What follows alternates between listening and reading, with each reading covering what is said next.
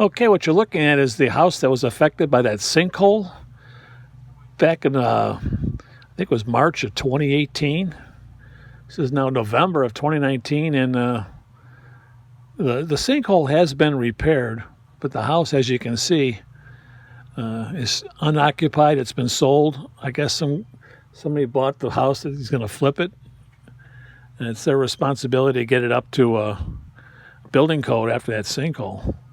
And the house over here to the right, this house also was affected by that sinkhole.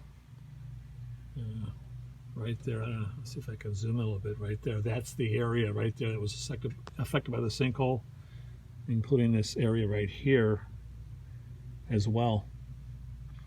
They had to put some new sewer lines in behind the house that's connected to the lake behind, and it's now finished, except these two homes have to be bought up to par so they can be resold and put back on the market.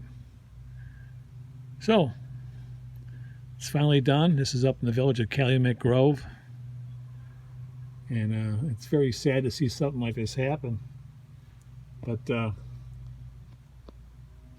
had to do a special assessment to help pay for the sinkhole in these homes. You can see the cracks right here on the foundation.